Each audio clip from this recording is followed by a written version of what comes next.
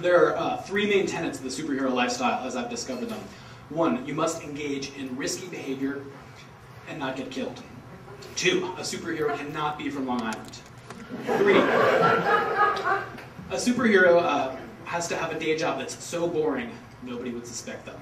I'm going to go through each one of these one by one. A superhero has to go through, engage in risky behavior and not get killed. I've long been a fan of outdoor sports. I'm a rock climber, a snowboarder, surfer. I try to do everything whitewater. And the ultimate expression of this principle, the superhero lifestyle, I took a 10,000-mile motorcycle trip from Ithaca, New York to Yosemite, California. Yes, I know you're doing the math. I know it's not 10,000 miles, but there was a lot of driving in between. It wasn't just any motorcycle trip, though. I decided to combine dangers and make it a little bit more efficient. It was a motorcycle trip to various rock climbing destinations. Plus, I smoked hand-rolled French cigarettes. Take that, Jack Kerouac. The trip was a disaster. I didn't have a license to drive a motorcycle. I'd owned the bike for maybe 6 months, and the longest trip I'd ever had before that was about 30 miles. In what could be a verse of a country song, I drove through a blizzard in Nevada, a heat wave in Nebraska, and I crashed my bike in South Dakota. I also ran out of gas in almost every state in the Union, because there are some parts of this country, most of them are in Nevada, that are so remote that you can't get from gas station A to gas station B without running out of gas with a 3-gallon tank. Smarter people and more prepared people would have purchased a small spare tank, but I was neither. It's risk, it was about risk, so I hitchhiked a lot. And I had this idea that I would pen this reflection on life on the road in the 90s, but I realized it's hard to have warm and fuzzy feelings about life on the road when your ass is sore all the time. A superhero cannot be from Long Island. I grew up on Long Island and tried to escape as quickly as I could. Superheroes are from cool places like New York City or space, not from Long Island. Except for Spider-Man's from Queens, but technically that is part of the city.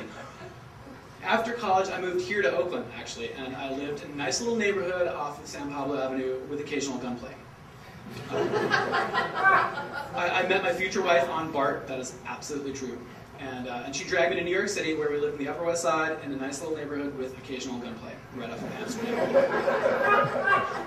We got tired of the big city life, and we moved to Portland, Oregon, where there was no violence, but we were surrounded by relentless optimism. After a while, we started to miss the seasons and the sarcasm, and we moved to Boston. And Boston's been great. I love Boston. I'm actually rushing so that I can catch the game a little bit later. But Boston's great, and there's no violence except when a Boston team wins a championship, there are citywide riots. I live in fear.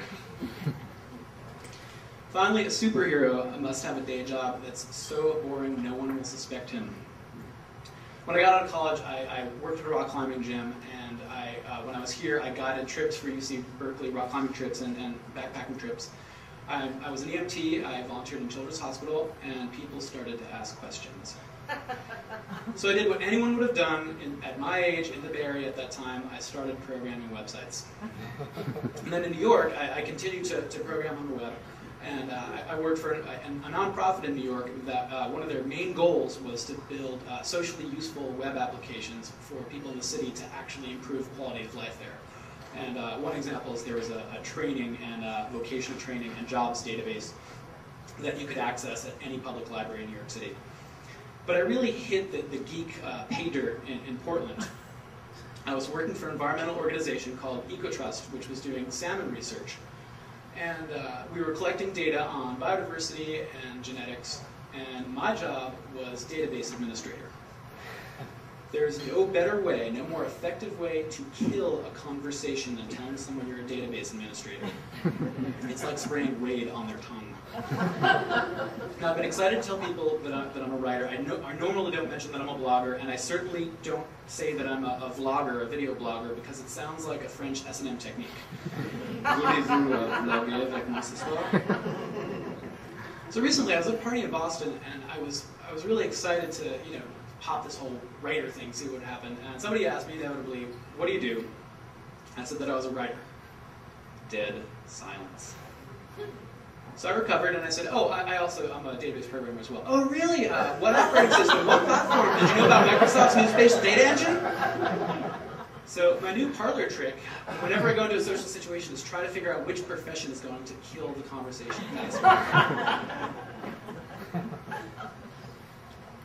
All of my research into the superhero lifestyle led me to write Captain Freedom, and the origin of the character, started in 2003 when your state gave humor writers around the world the greatest gift. Arnold Schwarzenegger became governor. This is not a political statement, but he could have locked up the humor vote just by promising to make Saturday Night Live funny again.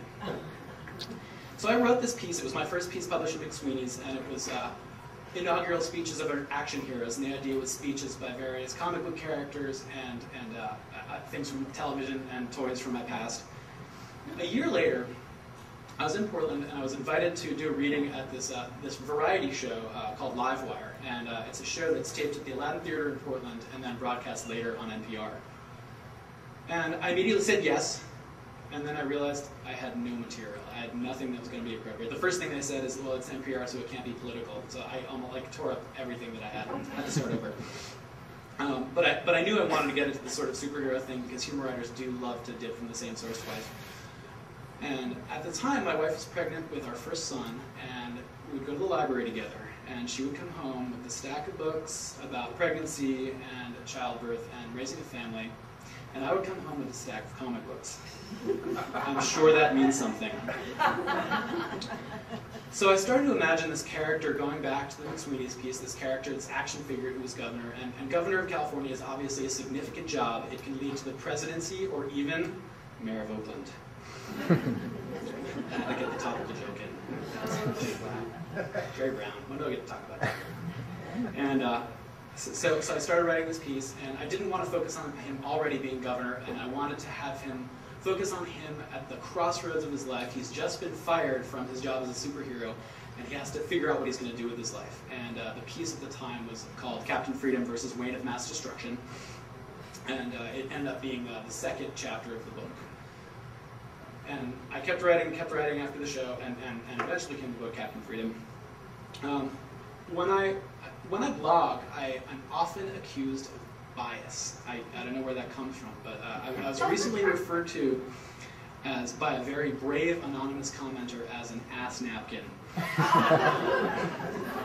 had said that Bob Barr, the libertarian running for president, was actually running for president of Imagination Land. He must have taken it the wrong way. I promise you, though, there's no bias in Captain Freedom. I mock everything equally. And to prove that, I have a list of items and their opposites, all of which I've made fun of equally. And it's a little game. Let's see if we can follow along. Democrats, Republicans, Hollywood, independent films, Microsoft, open source software, Harry Potter, The Lord of the Rings. This is a bonus question. Martians, dinosaurs, high fashion, and long sideburns. Book comes out February of 2009. In the meantime, I am starting to write a book. It's a thriller that takes place at a poetry magazine. Thank you.